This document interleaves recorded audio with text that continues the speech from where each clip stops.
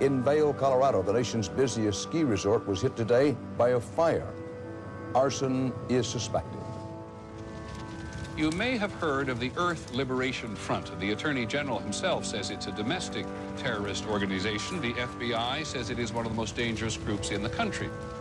The ELF has claimed responsibility for more than 24 major acts of eco-terrorism since 1996. Fire bombings include attacks on lumber mills, wild horse corrals, and 2 meat packing plants. So far, not one of the cases has ever been solved, and authorities acknowledge they know next to nothing about the membership or the leadership of the organization.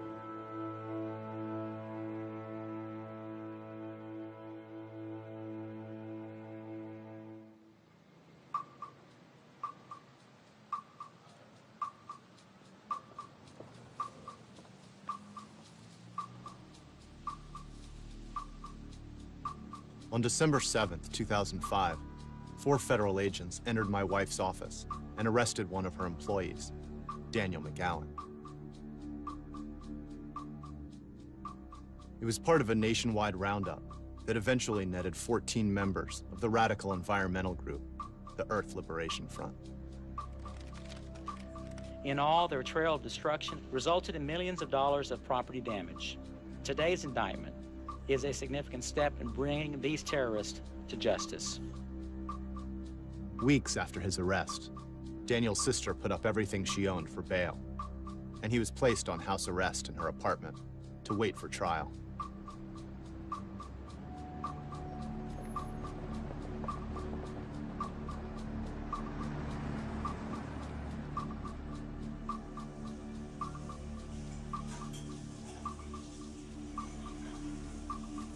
In 2001, I was involved with the Earth Liberation Front, and I was involved in 2 separate arsons in 1 year. I think like people look at my case, and they think, what if that motherfucker burnt down my house? I think people think it's just a bunch of young crazies walking around gas cans, lighting shit on fire that pisses them off. Like, and then they think, what if I burnt things that piss me off? That's kind of crazy, you know, which it is kind of crazy. But I think people just need to understand that this thing is complex and it's not that simple.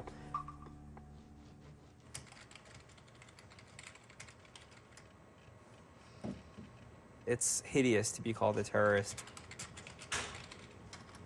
There was no one in any of these facilities. No one got hurt, no one was injured.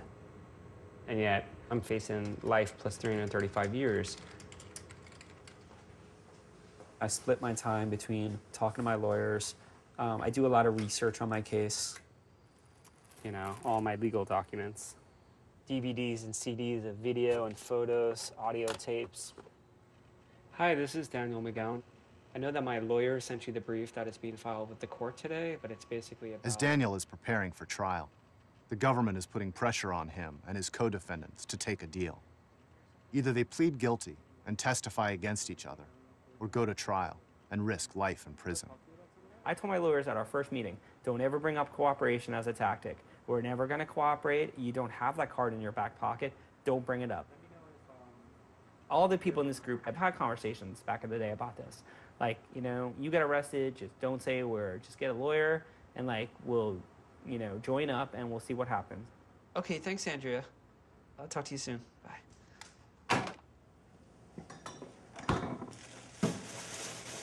My family's done a tremendous amount of stuff for me. I mean, letting me live here, but we choose to live our lives very differently. Like, I compost. I've never used a dishwasher in my life until I moved in here. And I try to not to impose my way of doing things on anyone here, but yeah, we have different ways of doing things. No, I don't think I need that because we paint every edge. All right. All right, bye. I'd be a liar if I called myself an environmentalist. I mean, I care about the environment, I think about the environment. I recycle, but I don't recycle every single piece of paper like Danny does. You know, when he came home from college, he lived with me in Rockland. One day I came home and he took the label off every single canned good I had because he was like, so obsessed with recycling. He was like, if we recycle, we have to take the labels off the cans. I said, but you took the labels off every can. I don't even know what I have in the cans now. I don't know if they're soup. I don't know what kind of soup. I don't know if they're peas or they're corn. And he's like, I never thought of that. It was like I opened my cupboard and there was just all tin cans. I got a call from Jenny, totally hysterical, upset, saying that some men came in and took Daniel from his job. My dad's first reaction was like, oh, I don't know my son anymore. And I think he was just in shock. It's funny, growing up, he wasn't the political kid that was fighting for anything. No, he was just a regular kid. Played with his friends, rode his bike. It wasn't like he, you know, had this whole history. But, you know, you don't know what's inside someone until they get older and they start to think about who they are. I was born in 1974 in Brooklyn. I moved to Rockaway when I was around 3, Rockaway Beach in Queens. It's like mostly, you know, working class people.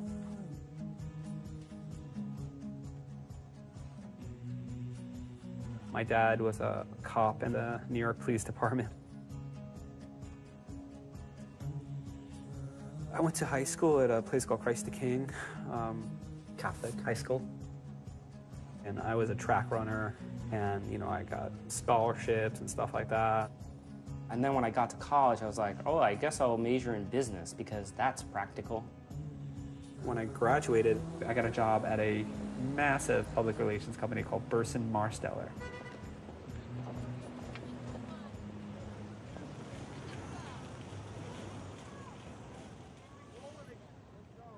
During this time period, at some point along the way, I ran into a woman collecting signatures at Union Square. She kept telling me about wetlands, the Wetlands Environmental Center. And that kind of was where it changed.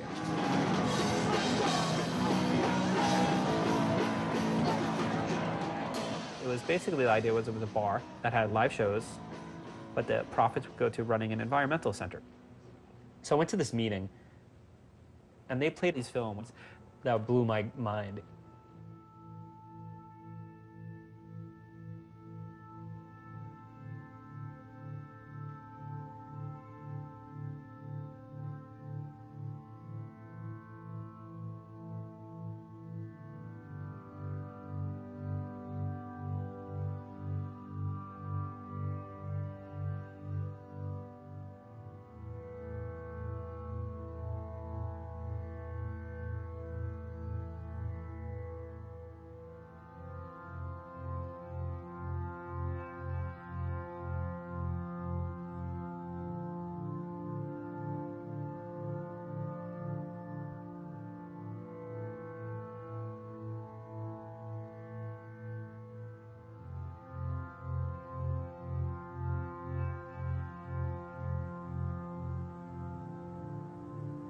I had never seen with my own eyes what kind of world we lived in. I feel like I'm in perpetual mourning, and I have been from the moment that, like, I don't know, I kind of took the blinders off and was like, holy crap, what the hell are we doing?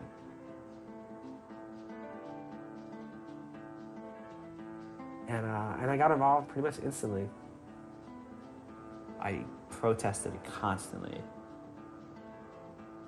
I did letter writing a lot. I did letter writing every week at Wetlands. I wrote hundreds of protest letters to all sorts of different agencies. And at the time they announced that there was going to be a national gathering in Crandon, Wisconsin. So I went. You know, I mean, I was shy, city kid. I like nature as a concept, but I was like, never had slept outside before my whole life. I was like 22.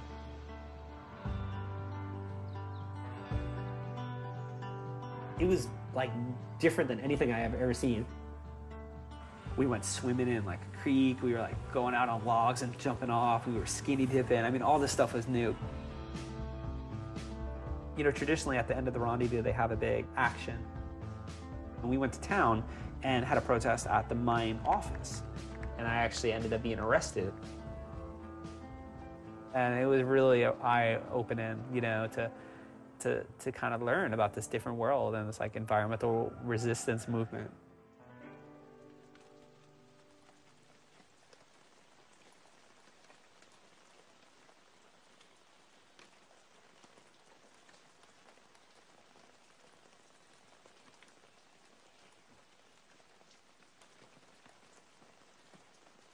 I'm a fourth-generation Oregonian. Grew up in Eugene. My brother works in a mill. My uncles own mills. It's something that, if you're from the Northwest, it's something you do.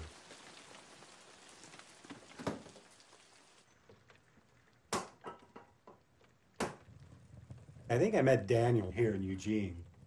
They called him the disgruntled one, just because he had sort of this nasty sort of attitude, and he was always sort of bitter, and he was always sort of pissed off, and he'd always challenge people for their stupid ideas, and so they sort of coined this nickname for him, the disgruntled one. I think Daniel arrived out here in about 1999, but to really understand why these arsons were set, I think you got to go all the way back to a time when Daniel was still living back east. You got to go to about 1995, which was the Warner Creek timber sale. Well, Warner Creek's about 50 miles east of Eugene, and it's probably one of the most beautiful places I've ever been. And in 1995, the Forest Service decided to open it up for logging. People went up there and created a blockade on a federal logging road to try to prevent, the logging of this place. So we created a documentary called Pickaxe, which is the story of Warner Creek. There's more vehicles on the way, over. One grader followed by one Dudley.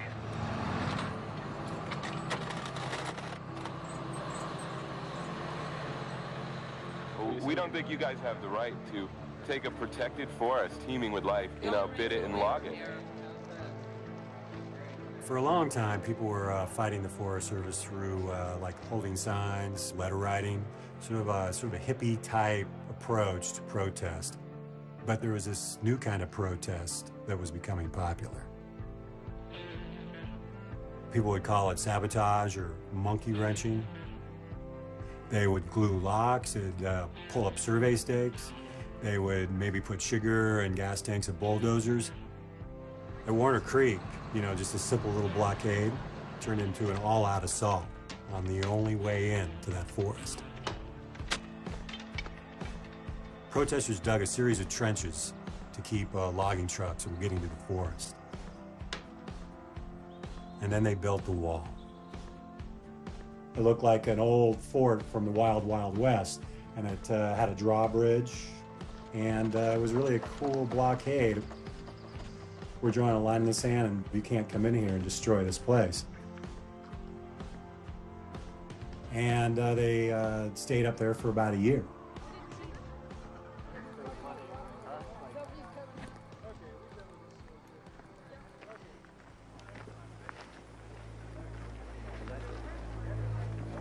As a federal law enforcement officer, it's my duty to inform you that you're in violation. You have 5 minutes to get out of here, and you have actually less than 5 minutes. Early one morning, the Forest Service came up and arrested the protesters and knocked down the wall.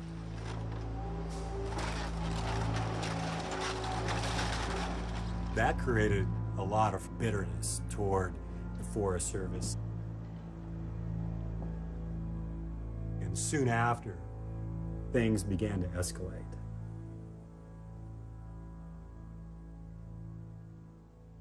The first time I met Jacob Ferguson was at Warner Creek. He was sort of a cool dude. He didn't say much. He just did a lot of work. But I think it's really hard to know Jacob Ferguson unless you're on the inside of Jacob's life. This is the house I moved into right over here. And right at that time, Jacob Ferguson was living right over there. But Jacob was a pirate. He was definitely an outlaw.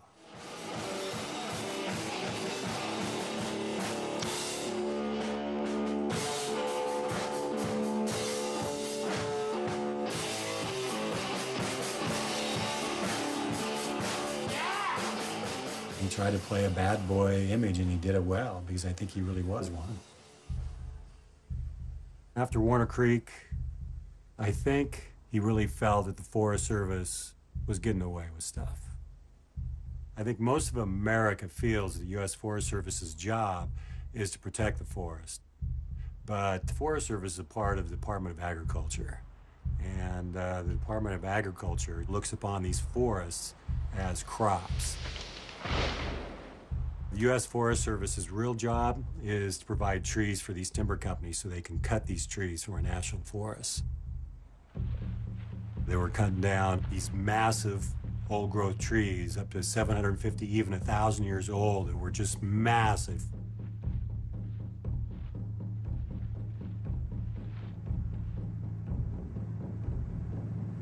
But I think Jake was tired of the talk. He was tired of just, the philosophizing. You guys, are you through talking shit now, or what? Let's do it.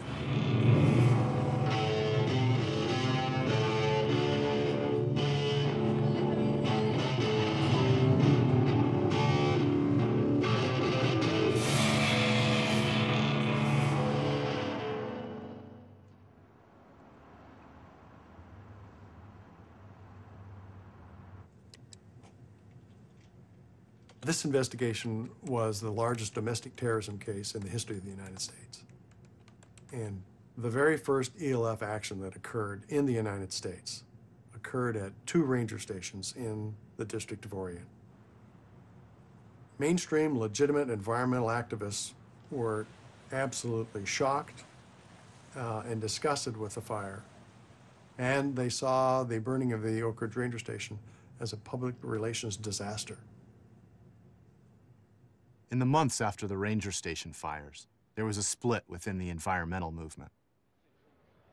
In Eugene, which was quickly becoming a hotbed of activism, a growing community of younger environmentalists cheered on the arsons. But most environmentalists argued that in a democracy, public protest was still a better way of making change. In the summer of '97, just a few months after the ranger station fires, an event took place in downtown Eugene that, for many, shook up the debate. There was this place downtown. It had 40 old heritage trees, just beautiful. And they were going to put in a parking lot for Symantec, this big corporation next door. And they were going to cut down the trees to do it. Activists began mobilizing to save the trees. But as they prepared to take the issue to the next city council meeting, the city suddenly announced that it would cut the trees one day before that public hearing. On Sunday morning, about 2:30 in the morning, about 11 people went up into the trees to prevent them from being cut. We just went and did it, hoping that we could stave off the cutting for one day until that public hearing. Just for one day, so the citizens could talk to the city council the next day about saving them. They came in right away wearing riot gear and gas masks and stuff like that. So bang, bang, bang on the door at 8 in the morning. Some kid says, get out there, they're pepper spraying them in the trees. Get your camera, you gotta get there. I mean, they're pepper spraying them right now. Hang in there, Jim! They came up in a fire truck bucket and they cut my pants leg up to my groin so they could spray my leg with pepper spray. Cutting, their pants and pepper spraying them in the ass and pepper spraying them in the balls, and while they were hanging from the limbs 40 feet up. People were on the street looking at this and going, what the fuck do you think you're doing? And so people were radicalized. They were started jumping on the fence and going, quit that shit. They're tear gassing the crowd and pepper spraying the crowd. It was just crazy, frantic scene that day.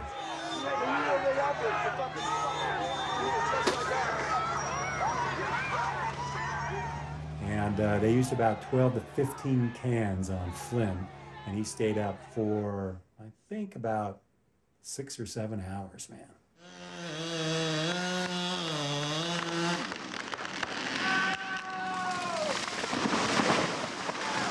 And then they flushed me with a bunch of water, took me to the hospital, and then took me to jail. And so for the next 35 hours, I was soaking in pepper spray. My hands were orange for a week. And so the argument that you need to work within the system was pretty well dashed by what the cops did on that day in Eugene. And June 1st was really the day that pissed off a lot of people in this town.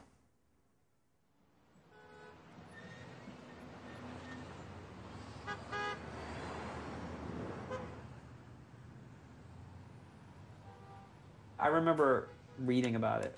People were like, oh, we have this footage, and you know, it was really intense, and that kind of stuff, like, that's part of the story. That was like part of the backdrop. It's crazy. It's crazy. I think a lot of moments like that really erode people's belief that anything can actually change. Next week it's 4 months and I'm on house arrest. My days here are really tedious. It's really hard to focus and do anything. Just thinking about my future and how uncertain it is. I get really sad at night, you know?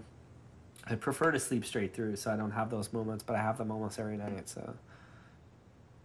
I've been doing okay, though, you know, all things considered. I mean, I feel like on one level, I just have to be really thankful for what I have, which is like a good family, really good friends. So I try to like keep things in perspective. Hold on 1 second. Hi. Hey, how are you? All right, how you doing? Good.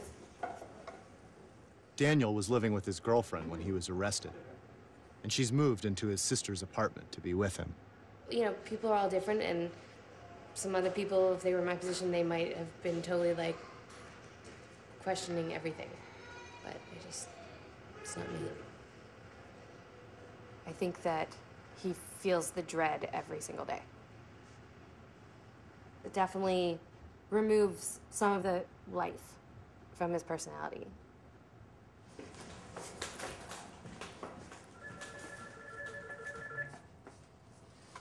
Hello?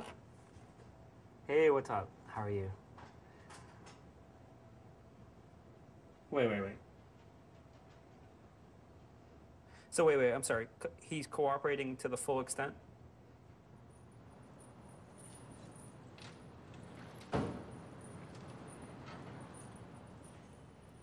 Six of Daniel's co-defendants have appeared in court to accept plea deals.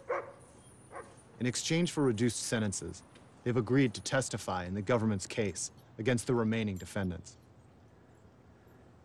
It hurts that people that I trusted and cared about, you know, turn their back on me.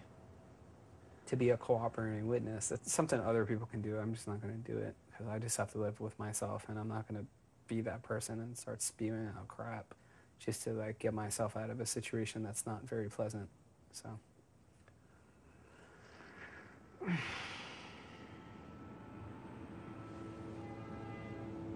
I'd want him to do whatever he needed to do to not go to prison. But I would never want him to compromise his values or beliefs. So if he has to choose, he'll be facing life in prison. I made the choice to be with him. And after he was arrested, I made the choice to stay with him. I mean, that's what you do when you're in a relationship with someone. Just because something really difficult comes up doesn't mean you just run away, you know? So, I think we should get married.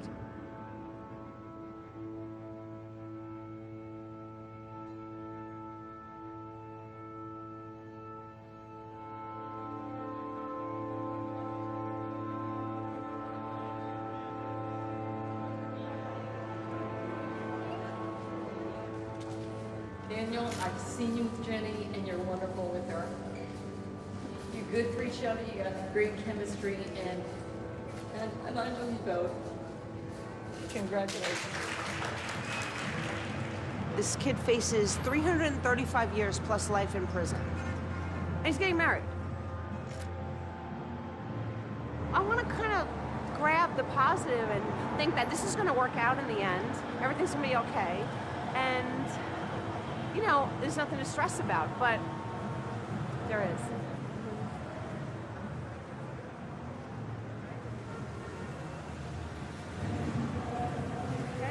Oh, if it isn't my sister. How are you? How are you? Perfect timing. Oh, I'm freaking hot. That's why I'm out here. Let me see your ring. Oh. Mine's nicer. And by nicer, she means more money. His ring is made of like some recycled type metal. It doesn't hurt anything or anybody. And mine's made of good old diamonds. Come on, let's go have a good time.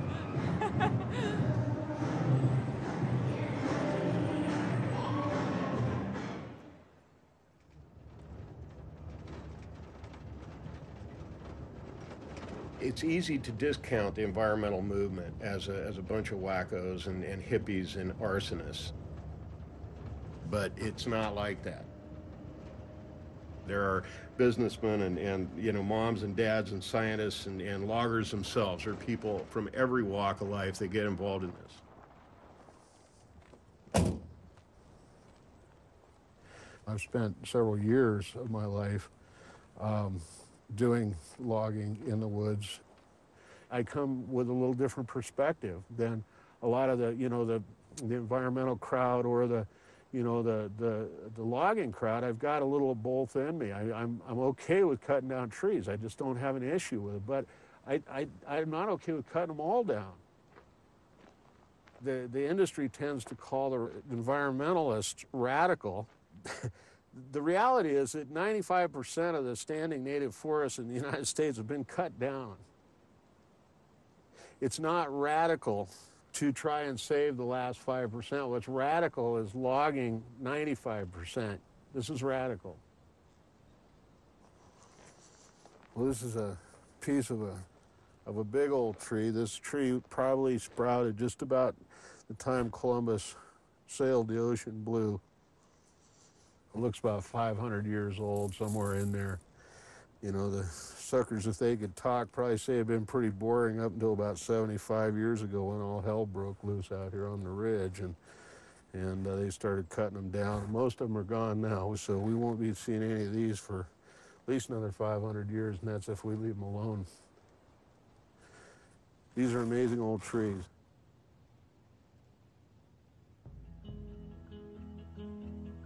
I moved out west in October of '98.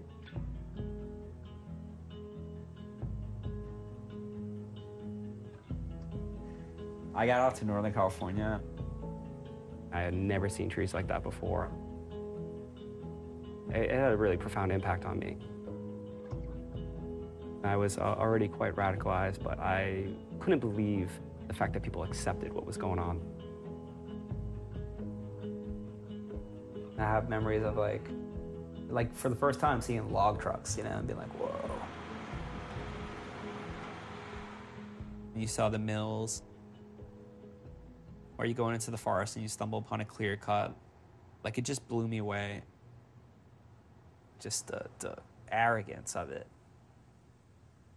I was like, man, this is butchered. You know, it made me think, like, why are we being so gentle? Why are we so gentle in our activism when this is what's happening, you know?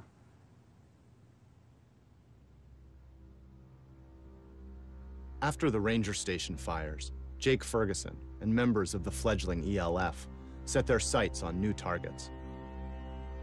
They came across an Associated Press article about the rounding up of wild horses from government land. The horses were being sent to slaughterhouses, including the Cavell West plant in nearby Redmond, Oregon. There were so many horses being processed at the plant that horse blood would sometimes overwhelm the town's water treatment facility and shut it down.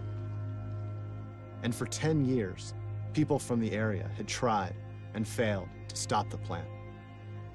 But on July 21st, 1997, Jake Ferguson and 3 others slipped into the facility in the middle of the night and burned it to the ground. The company was never able to rebuild, and the arson became a model for the group. In one night, they had accomplished what years of letter writing and picketing had never been able to do.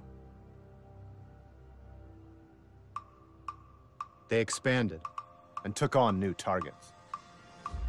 They burned timber company headquarters, a Bureau of Land Management office, and a $12 million ski lodge at Vail, Colorado, to protest the resort's expansion into national forest.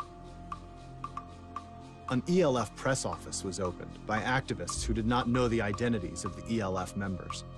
How do they contact you? Anonymously. But I mean, what is that, like a package drop on your doorstep? They publicized the fires and explained the group's actions.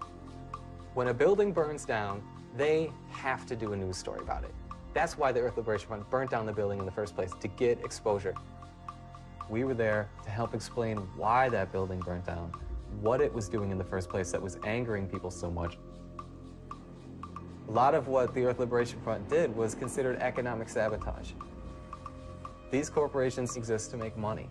All of a sudden, they're losing money, so they have to reassess their activities. Another thing that happens is that the building that was dumping toxic waste, for example, into the river one day, is unable to dump that waste tomorrow. The press office encouraged people to start their own ELF cells, but mandated that their fires not harm any life. Take initiative, form your own cell, and do what needs to be done to protect all life on this planet. The idea spread, and new anonymous cells popped up in other parts of the country.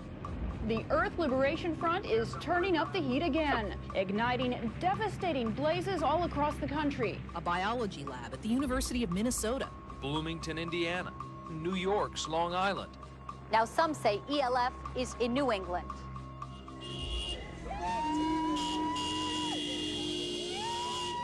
Back in Eugene, people were celebrating. We had no idea that it was people from our neighborhood, and they were friends of ours, but we were hearing about what was happening. We were celebrating.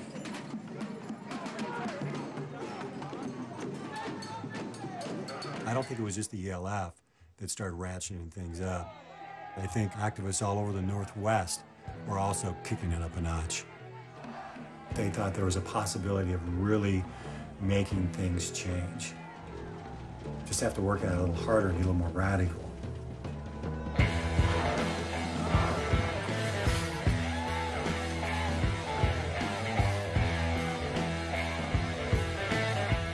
Not turning it off, you know someone's locked under. There's an old woman. She's 80 years old.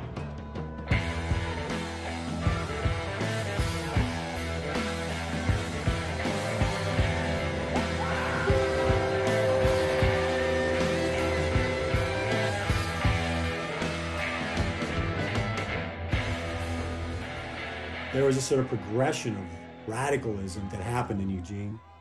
And so the police were also amping up their presence because we were amping up our presence. Literally, we were having 2 protests a week, major protests. And so you can imagine what law enforcement went like. I was doing undercover work around the Eugene area. We were looking for some of these individuals that were causing mayhem around Eugene. I think it was well known in the movement that they could probe and push and get us to react in a way that oftentimes didn't look very good.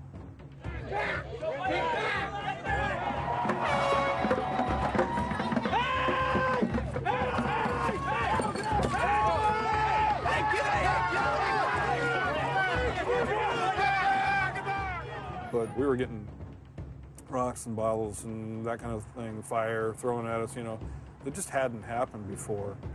You fucker! To say that emotions don't play into that would be folly. I mean, that's not true. It is personal to take a rock.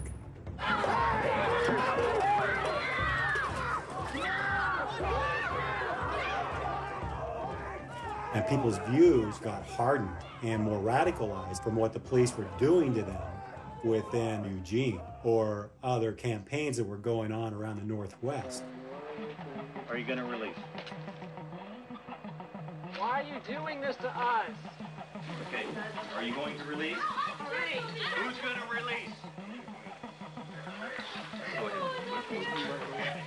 I only did one eye, I'm going to do the other eye if you don't release. Please don't hurt me! Violence is not to be used in our mass protest. Gotta leave her alone! Stop it! Stop it! When those people were getting attacked and stepped on and pepper sprayed in their face while they were locked down, I thought protest and civil disobedience. What's the point? Why bother? It's not getting us anywhere. We're getting victimized by their police. I don't know. I think like a lot of people I knew at the time, experienced a massive loss of faith in that systemic change could happen through, the system regulating itself or reforming itself. Good evening. When the World Trade Summit was planned for Seattle, the administration obviously hoped it would be a triumph for Bill Clinton in the closing months of his presidency. Instead, it's been a nightmare of protests and demonstrations in the streets. In 1999, tens of thousands of people converged on Seattle to protest the WTO and its effect on the environment and labor. They blockaded the streets using nonviolent civil disobedience.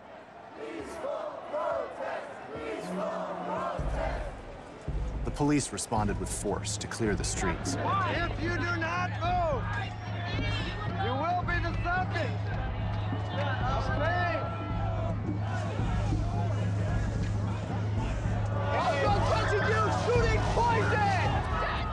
But while the authorities were focused on the demonstrators, another group appeared that included current and future members of the ELF. I met these people in Seattle, and I was introduced to kind of a larger group of individuals.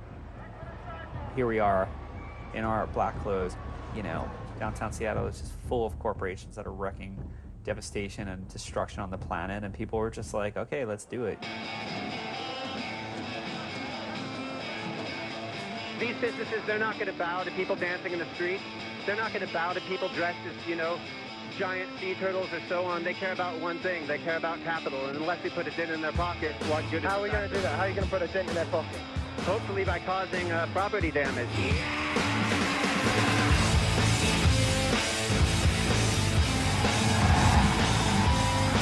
I never breathed tear gas, pepper spray, or saw rubber bullets or concussion grenades until that point. I mean, it's like insane. I really felt like this is like a war zone. Like, wow, holy crap.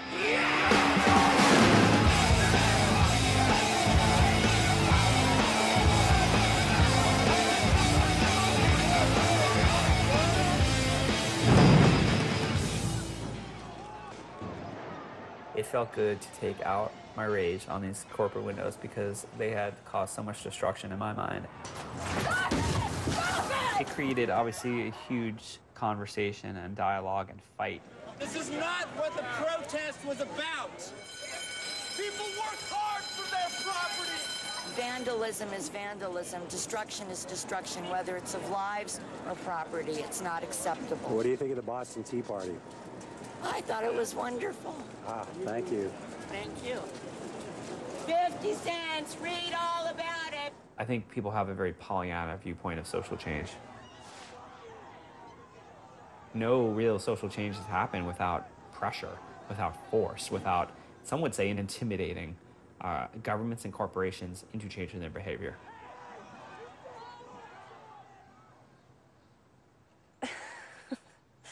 Oh, it's so weird to talk about this stuff.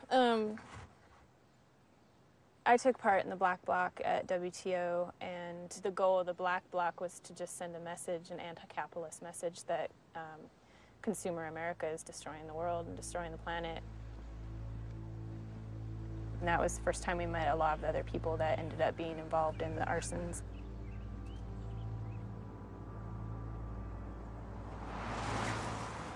After the WTO, I decided to move to Eugene to keep in touch with some of these people that I met in Seattle.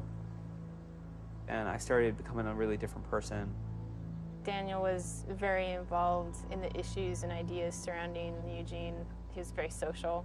He seemed to know everybody, and everybody seemed to know him, including the cops.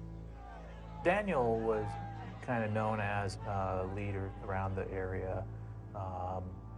You know, he'd show up at protests or gatherings, and you can always see that he was somebody that people looked up to. You know, you see who's serious and who's not, based on how they're acting, what they're saying. And so somewhere along the line, it became obvious that, like, I was someone that was interested in doing other stuff. I met Jake in the neighborhood. There was some allure about him just being quiet and kind of to himself. And being there really set some things in motion.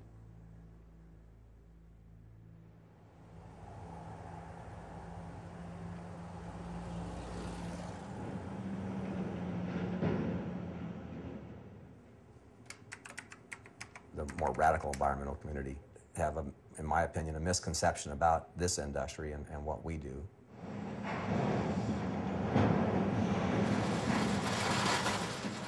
It's more than just a job. You know, I'm a third-generation lumberman. My son works in the industry. I want him to carry on, and when he has kids, I want them to carry on. You can't be in the lumber industry without having trees to cut. So it's ridiculous for people to think we're going to go out there and cut the last tree. I think the biggest misconception is that we're out there just knocking the forest down. We're just, we're termites. We just rampage through the forest and we leave it a mess and we move on. Does it have an impact? Certainly. Nobody likes the looks of a fresh harvest, but we really do regrow these trees. You know, we plant 6 trees for every tree we harvest. That's the law. I mean, it's just flat out the law. People don't break the law. You can't get away with it in Oregon or anyplace else. Being an environmentalist is simply respecting the land and the atmosphere around you. In that regard, I'm an environmentalist. Eugene has a commercial railroad that goes through town. You know, it wasn't uncommon to see just like plywood after plywood and company names, you know, stamped onto it. That's definitely how I heard about Superior Lumber, just by seeing their half-mile-long train full of forests go by.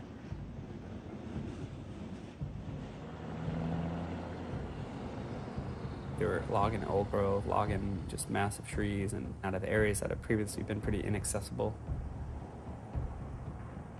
Sometimes when you see things you love being destroyed, you just want to destroy those things. So I felt like the action was justified.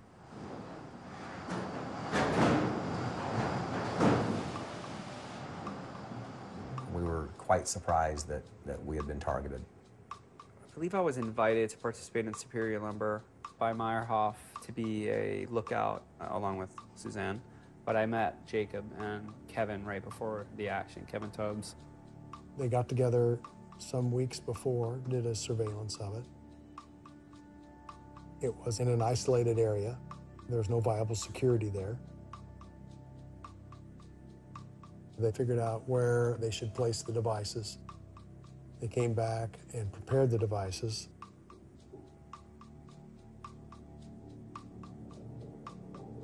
Put them in plastic Tupperware containers, made sure that the containers were fingerprint-free, DNA clean. They always wore gloves. I felt nervous from the get-go. For one, I was staying in this house where everything was stored, and it was someone else's house that didn't know about the action. On the night of the arson, they drove to the staging area. They put on their masks. They did radio checks. They had a police scanner. It's positively nerve-wracking. I used to get really sick before actions and like throw up and just get like nervous and like just in a zone, you know? I mean, I think you have to get, when you're doing something that intense, even as a lookout, you're just like freaked out because you just don't know how anything's gonna go. I was in the back of the van, and I was actually kind of by myself in the back of the van, so I was just kind of thinking to myself, and I think Kevin and Jake were in the front of the van, and they were just listening to music, and so it was fairly relaxed. People weren't really talking a whole lot, but, you know, your adrenaline's going. Ms. Savoy and Mr. McGowan were the lookouts, and they staged north and south of the building. I was stationed at a payphone. You know, everybody else was dressed on all black because everybody wanted to blend into the night. However, I dressed, you know, in somewhat darker clothing, but I looked fairly normal. I just had a scarf that I could wrap around my face in case somebody passed by. And then I got dropped off kind of on the side of the road, and I just kind of crawled into this like space, this like shoulder, you know, with a bunch of ivy. Mr. Meyerhoff and Mr. Ferguson then placed the 5-gallon fuel containers and activated the timing devices. It was done within, you know, 15 minutes, and I got picked up, and away we went. It was somewhere between 2 and 3 a.m. when I was home, sound asleep, and I got a phone call. And of course, anytime you get a phone call at 2 a.m. in the morning, it's not good news.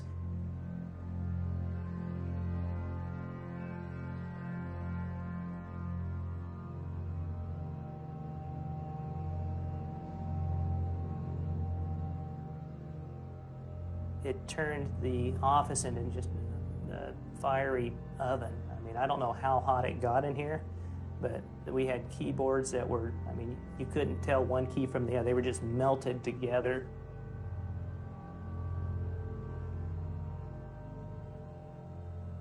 I went up to Portland and wrote the communique and sent it in. Even then, it wasn't real. It was just like still like kind of this cartoonish thing. And it wasn't real until I really saw the newspapers, seeing the man from the company, I think Steve Swanson, just walking through this like charred remains, and I was just like, holy crap. That was a major blow to our mental psyche, at least in the short run. Just felt like a big hole in my heart. In Eugene, people were jazzed. When the big bad bully gets, hit in the stomach and feels a little something and maybe a little fear or whatever, that felt good. It was exciting. The next day I felt, like, wow, I've actually done something where it stopped. I didn't have a problem with what I was doing. I thought it was effective. It was $1 million or something like that. It's like when you're involved with it and you're in the thick of it, it's hard to look at like all the consequences and like the real repercussions of that. Like, did this action push them in a better direction? Did it scare them? Did it help the movement in any capacity on old growth logging? There's lots of questions, but I don't think at the time I was asking those questions too much.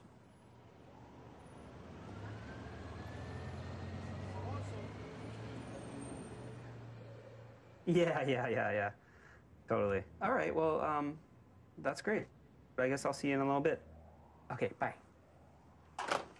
Yes. Awesome.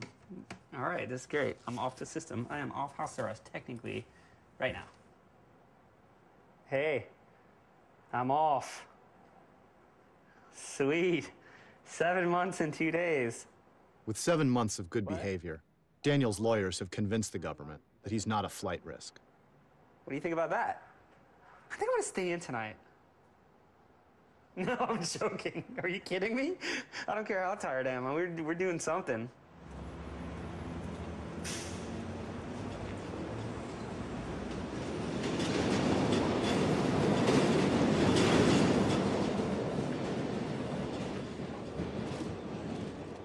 Of course I'm gonna get off house arrest on this day, like of all days, like it'll be today, It's really sad for me to like have all these feelings about my home being attacked, like my city being attacked.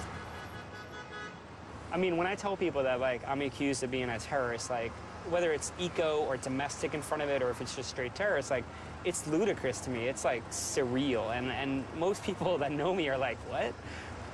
No one's accused in my case of flying planes, bombing things, trying to hurt people, none of these things, but no one's accused of that. It's property destruction. Like, that's what it is. Call it what it is, Yay!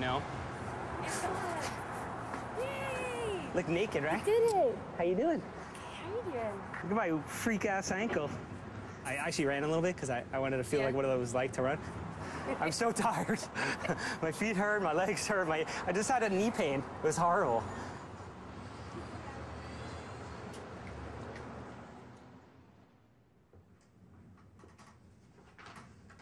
As time went on, the cell members had to become better and better and better at their craft, and their craft was destruction. And so they started what was called the book club. They would train one another on how to build incendiary devices. And they would go out and test all these things. So they knew how long it would take, at this time of night, in this kind of weather, how long will it take for this thing to ignite? What type of fuel would work the best? They wouldn't buy all the ingredients from the same store. Even if the same store had the 2 or 3 items that they need, they would go to a completely different store, 30, 40 miles away, so it wouldn't ever be tracked. It was called the book club because they also utilized certain codes.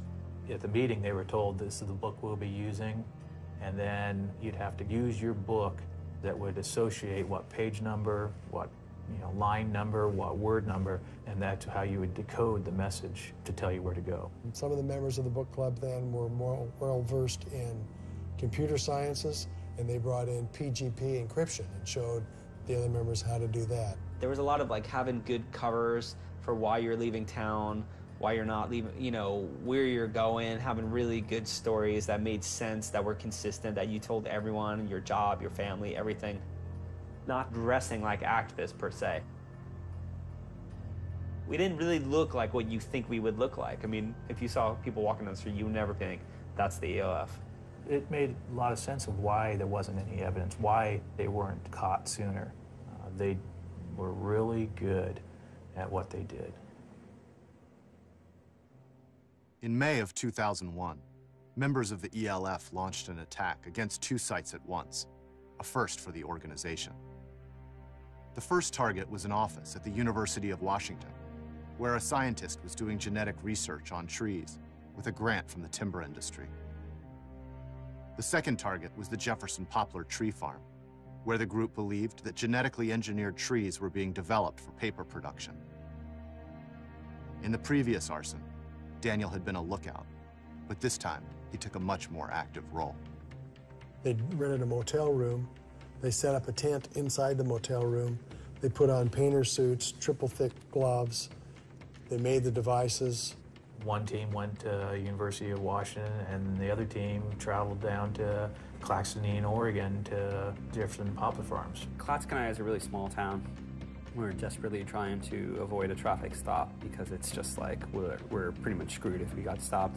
There's way too many people in the car dressed in all black. The driver of the vehicle was Miss Savoy. Miss Zacher served as a lookout. And then the 3 men, which was Mr. Meyerhoff, Mr. McGowan, and Mr. Block, took the fuel loads and the timers to the targets.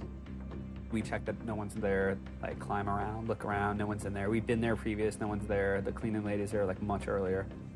We set up all the devices and all the buckets.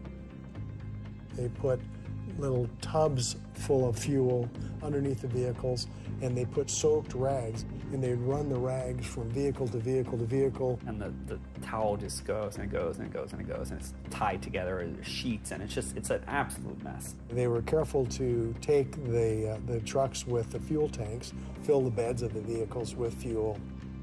I'm standing there, I'm drenched in gasoline. We're about to burn 13 huge SUVs, and I was just like, what am I doing?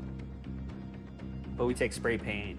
Myself and another person go out to the shed, and I write ELF on one side in like pretty huge letters, and the other person writes, "You cannot control what is wild."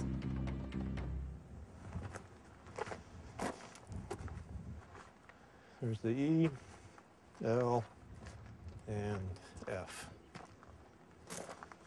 Well, everything was basically fully engulfed when I got here. With all the vehicles and the fuel tanks and so forth, there was lots of propellant in the area to make things burn, and things went up fast and hot. 911, where is your emergency? Man, we got a big fire over here. This is going on too, so I better not get too close. Okay. Investigators in the Pacific Northwest strongly suspect that 2 nearly simultaneous fires were acts of ecological terror. Monday morning, May 24th, I got back to Eugene, and I was just like, wow, I really need to think about what I just did. Just seeing, you know, absolute ruins, and realizing that like all people were going to focus on was the fact that things were destroyed and that the issues are being lost, and all they care about is catching the people that did it. They're talking about Jefferson Poplar, and then they're talking about University of Washington. So finding out what eventually happened at University of Washington, the massive destruction to a library, not just the professor's office that was involved in this sort of research, but the Center for Urban Horticulture.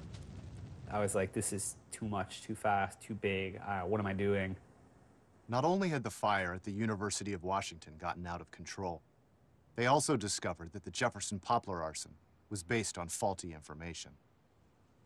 It turned out that while the previous owners of the property had been involved with genetic engineering, the new owners only had hybrid trees, developed using farming methods that have been around for hundreds of years. It's hard to really justify it in hindsight. Nobody would have targeted that facility had we known that there was no genetic engineering going on there at the time. So it left me with a really bad taste in my mouth, like kind of like, wow, look at this huge, intense action, and look what happened in Washington, and like, am I really ready for this? Like, this is super serious and super big. We went to the meeting a few weeks afterwards, and I was like, this is too much. Some members of the group were questioning the actions, but there were others who felt they hadn't gone far enough. Some of them decided that they wanted to target basically captains of industry, target people now, not just property. The last circle meeting basically cleaved between people that were seemingly wanted to talk about it, not even like plan it, but they were like, we should talk about it, and the people that were repulsed by it. And really, that like ideological divide is what ended it. That was it.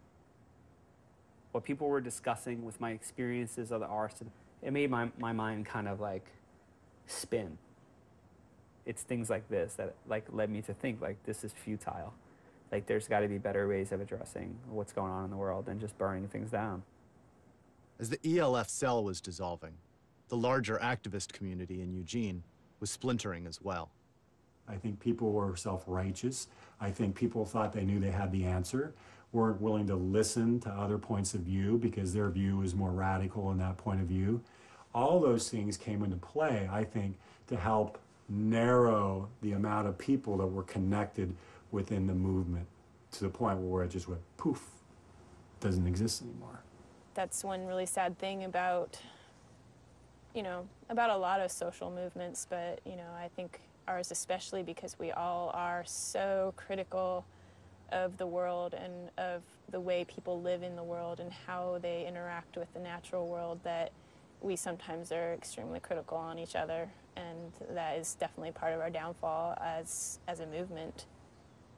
The scene was really imploding there at the time, and I took a small trip to New York for my sister's 35th birthday, and I hung out with my family, and I was like, wow, I really love my family. I forgot that I just grew so disconnected from them, and I met Jenny, and I was like, all right, I think I'm going to move back to New York. After moving home, Daniel began working at the Rainforest Foundation. He organized protests against the Republican convention. And finally, he took a job at a domestic violence organization where he was working when he was arrested.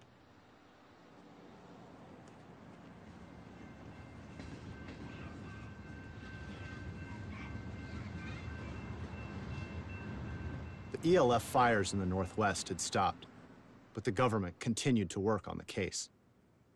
We had a war room, basically. It was a situation room, and we worked it and worked it and worked it. We had diagrams all over the walls. We had our flow charts, and we had our pictures of all our target suspects up there. What's different on TV that's not realistic is that everything's solved in 50 minutes, and that's not what happens here. 3 years after Daniel moved back to New York, the government had still turned up no viable suspects.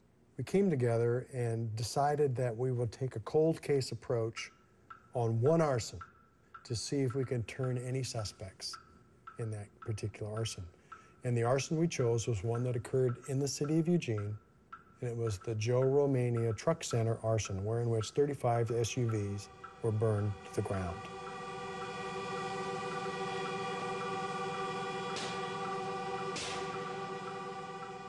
The new investigation yielded a number of clues, which pointed the government toward one local activist.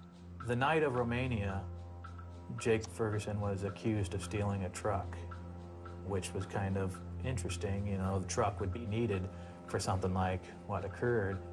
We also knew that Josephine Overacre was arrested in the Olympia area just prior to an arson that occurred up there. And we knew that her boyfriend was Jacob Ferguson. And that's when we really turned the heat up.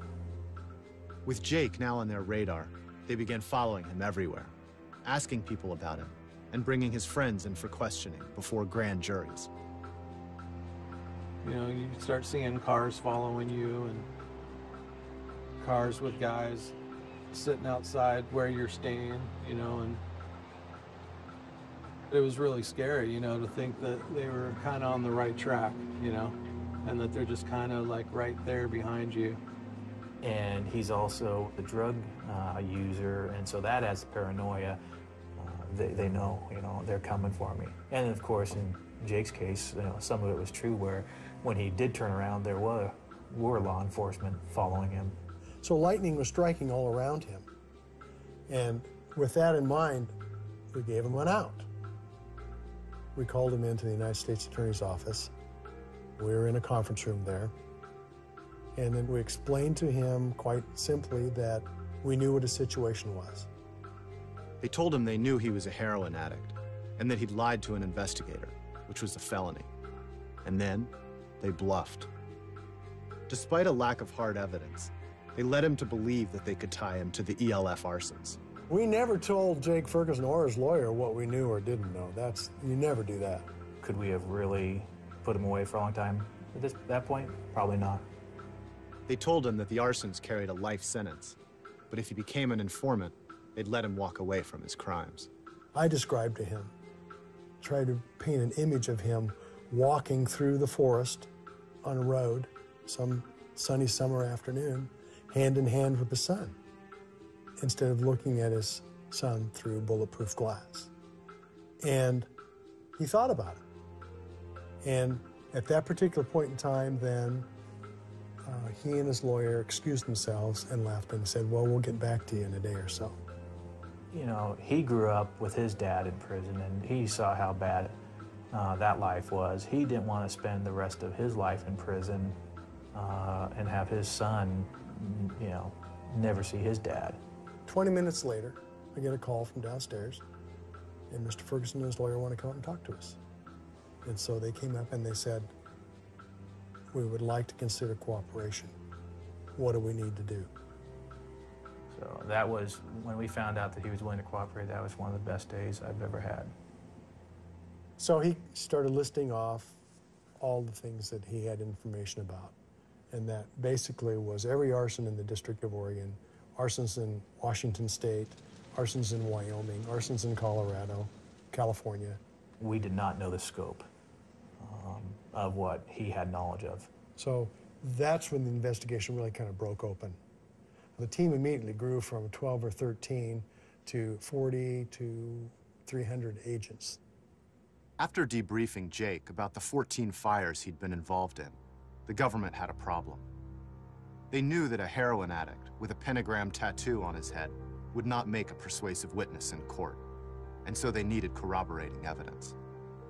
We talked to him and his lawyer, and we said, okay, this is what we want you to do. We want you to wear a wire.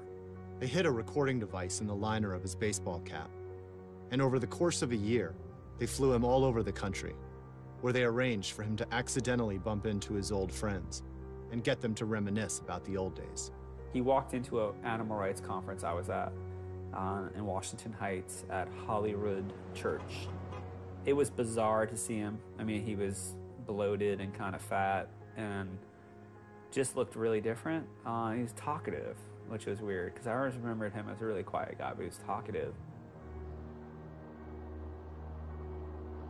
Let's go left. We can kick it at a park bench. I went to go get a coffee with him, and we just talked a bunch, and yeah, it was unfortunate. There is a reward out for all of that. How much? I'm pretty firmly convinced that if there were ever any hair or fingerprints, it already would have hit. Right. I mean, it's been 4 years on most of this shit. As long as people never try to rat each other out, then it'll be fine. I mean, thinking about it, I can't help but be annoyed at myself for being like, how did you not know something was really wrong here? Here's the deal. If anything ever does go wrong, it'll be a big domino. But frankly, the only way I think anything can go wrong is someone decides that they want to repent for their sins, or they lose their mind and they want to get money. So, money, huh? Well, come on. It's not worth it, man. That's some Judas shit, man. Feels rather foolish, you know, to have done that, but I'm trying to get over the shame associated with making dumb mistakes. Jake was extremely conflicted. We'd have to pump him up. It was like before a big fight where we sat there with him for probably half an hour to an hour just to get him kind of tuned up and ready to do it. It wasn't something I felt good about, you know, getting people to confess by wearing a wire, you know, but what can you do when you've already taken a deal and then you've admitted to doing all these felonies? They've got you. You know, if you do anything to disagree with the deal's off, and you've just confessed to, like, you know, life in prison. So once we had those recordings in place, we decided on a particular takedown date. The takedown presented an enormous logistical challenge. The government believed that the suspects had to be arrested at exactly the same moment, or word would get out and they would go into hiding. So teams of federal agents fanned out across the country. I went to New York, and we stayed out on Daniel McGowan's house until, I think it was 10 or 11, making sure that he was going to be there first thing in the morning. And then we got, it was not very good sleep. The next morning, Detective Harvey and 3 federal agents followed Daniel to work. I look up, and around the corner comes these kind of big dudes. I just kept feeling wave after wave of dread and fear, just kept, you know, and I was like, I could barely talk. I was just like completely, like, lost my voice. Like I was just, could barely move, you know, it was really horrible. And they're like, you're being extradited to Oregon for, you know, EOF charges. You should consider pleading, don't ruin your family, like all this stuff. We would have them have an attorney. We would present the evidence that we have against them and say, here's your opportunity to become a cooperator or remain a defendant, your choice. You know, when you sit down with them and you show them and let them listen to themselves on tape, you see them really sink. Okay, I'm done. It was a very successful approach because, you know, the dominoes began to fall. I was in bed. My husband was up for work. It was 5 in the morning. He gets up early for work, and he came into the bedroom and told me that the FBI and the Oregon State Police were there to talk to me. And right away, I pretty much knew what they were there to talk to me about. From there, it was just, you know, the hardest decision I've ever made in my life, whether or not I should take a plea bargain and cooperate or risk going to prison for the rest of my life. And I think that probably will be the hardest decision I've ever made in my life. And I chose to cooperate and take the plea bargain so that I could someday, once again, you know, be with my loved ones. I would have been fully prepared to have gone away for 5 to 10 years. You know, it was really looking at dying alone in prison and knowing that every single loved one would have moved on and done something else in their life. It felt like a death sentence, you know, more than a life sentence. People can judge me for the decisions I've made, but until you've been in that position, it's, you know, it's really hard to know what you would do. I never in my life thought I would be cooperating with the FBI. I always thought that I would be able to stay strong and stay true to my values and my beliefs. And, you know, I guess sometimes you aren't as strong as you think.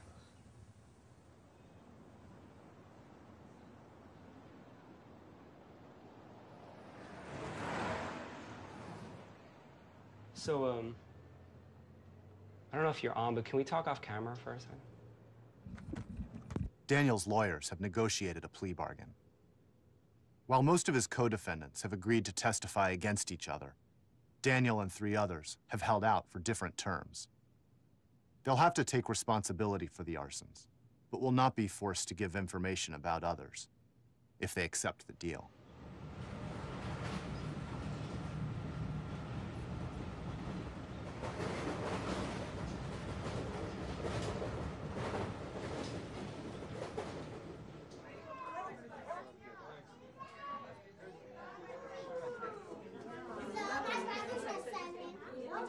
Wow, you are a big girl. Happy birthday.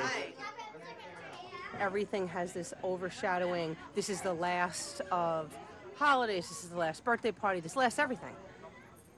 It's funny, he's not really a big materialistic person, but he bought her a lot of gifts this year. And I said to him, you didn't have to go through all this trouble. And he said, this might be the last time I can, you know, really ever give her gifts and be here. So that was kind of sad.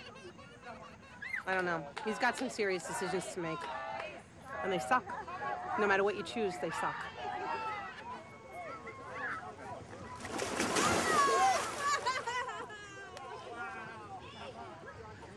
I just feel bad that this came up in this part of his life. Hoping for him to make an agreement, was going to trial. I think with the charges against him, that's 2 life sentences.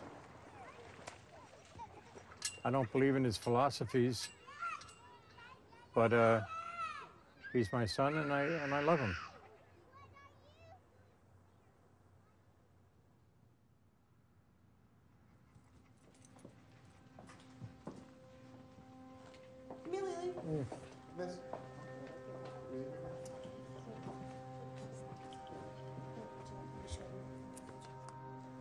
So, cool.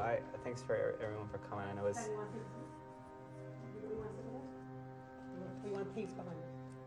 We want some pace behind us. Okay. I just wanted everyone to come so I can tell you guys I made my final decision on the plea bargain the government offered a few weeks ago, and so I'm going to be agreeing to this plea bargain in court on the 9th. So the recommended sentence on the part of the government is 8 years. I won't be taken into custody at sentencing. I'm going to qualify for a self-report, but it's a major important thing to them to say that our crime fit the federal crime of terrorism. Even though Daniel has now accepted a plea bargain, a hurdle still remains. A federal judge must determine whether the fires qualify for something called the terrorism enhancement. If the judge rules that Daniel's fires were terrorism, Daniel could be sent to a new, ultra-restrictive prison that was set up after 9/11 to house terrorists. In the media and in the courtroom, the question is debated. Eco-terrorism, terrorist acts by radical groups. Eco-terrorists. Eco-terrorism. Environmental terrorists. People need to question, like, this buzzword and how it's being used and how it's, like, just become the new communist. It's become the new, you know, it's like the boogeyman. It's a boogeyman word. It's like whoever I really disagree with is a terrorist. Some people have the problem with, you know, calling this terrorism, but when you're basically making the threat where people go home at night wondering if they're going to be a target, that's what terrorism is. After the fire, for a long time, you really looked over your shoulder. And we put an alarm system in our home and things like that before we hadn't thought about. You know, being a New Yorker with experiencing such serious terrorism firsthand is like, how are you going to call someone who sets fire to an empty building a terrorist? It's just inappropriate in every way, and it's an insult.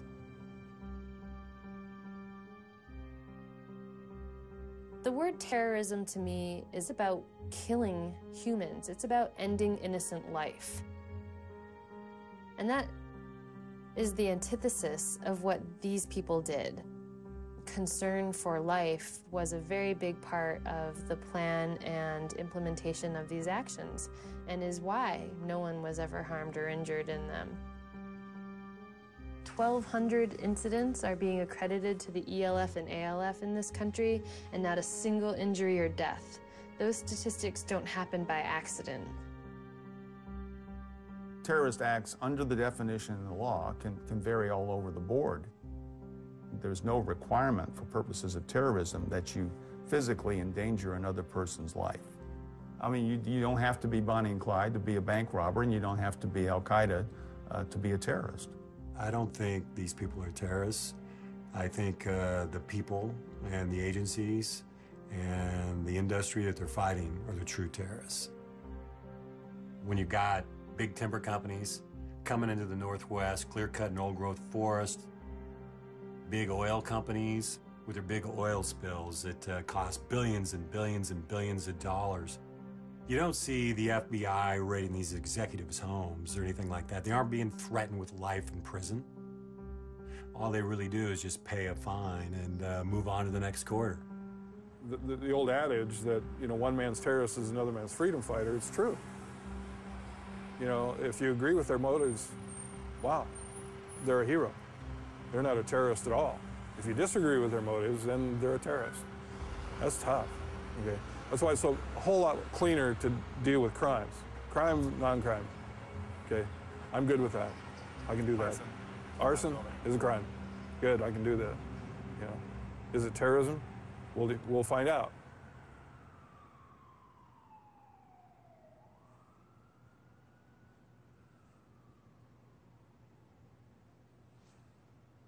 You know, I ordered a book about doing time in federal prison written by a lawyer who did time, and I'm very, you know, getting very prepared for the whole idea, but that doesn't necessarily make it any easier, you know?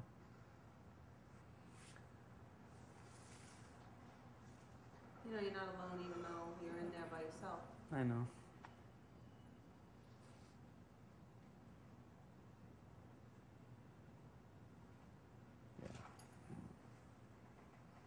Just, I don't know, it sucks. Sometimes it's hard not to just look at the whole situation and go like, what the fuck? How did this all happen, you know?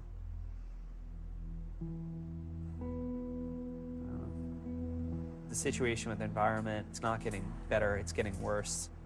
And I'm not suggesting that the path of destruction and destroying everything is the right path, but I didn't know what to do. It's like when you're screaming at the top of your lungs and like no one hears you, like what the hell are you supposed to say, you know? What are you supposed to do?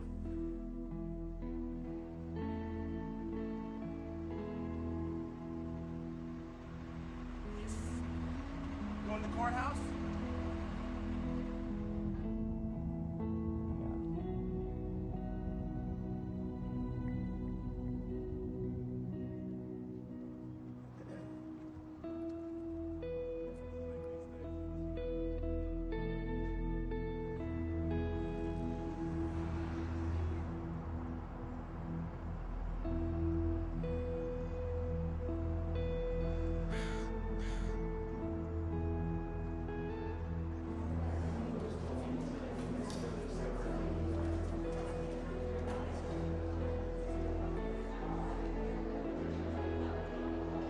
The judge has sentenced Mr. McGowan to 84 months in prison.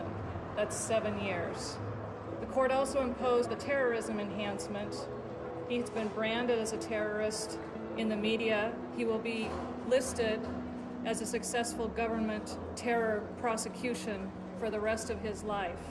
And we are very disappointed. We believe it's legally wrong and factually wrong. Oh, look at the trailhead right there.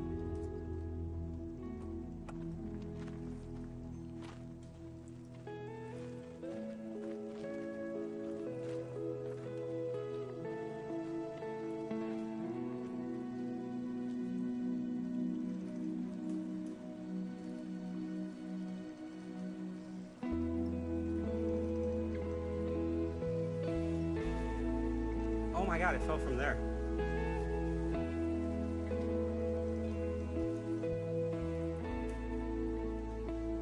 The older I get,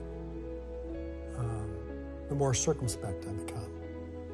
And I know now that the world is not black and white. It's not that simple. When I first read about these arsons and became involved in the investigation of the arsons, you see all the damage and the harm that they've done and the threats they made. They're not very likable people at all. Once you get to know them as a human being, you start looking at their motivations because you're curious about it. Why did they do such a horrible thing? And you look at their background and you look at their childhood and you look at how they've evolved from the days when they committed all these crimes. And then instead of just being a cold mugshot or a piece of paper, they become human beings. And so you begin to understand them. And that's not that you're saying you approve of their conduct or their behavior, but you gain an understanding and insight as to how it came to pass that they started doing these things. And then you're curious about how their lives will end up, but only time will tell. My stomach is flipping out. Can we open it?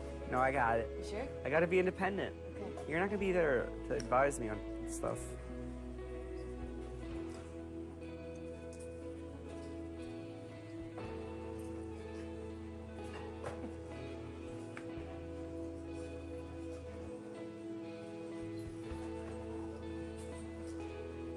I'm in your corner. I know.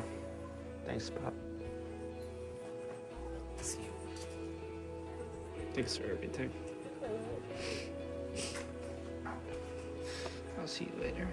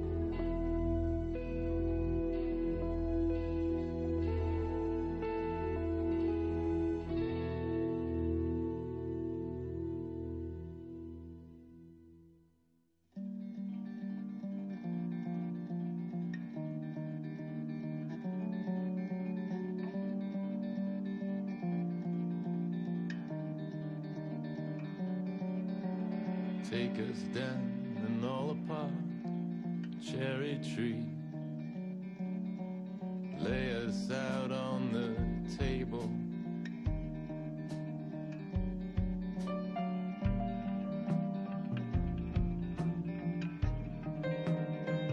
You're sharp, all right.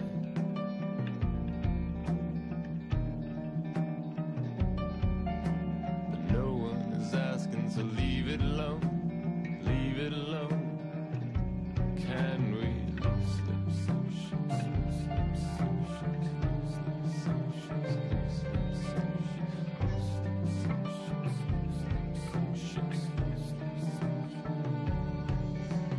Don't look at me, I'm only breathing. Don't look at me, I'm indiscreet. Don't look at me, I'm only breathing. Don't look at me, I'm indiscreet.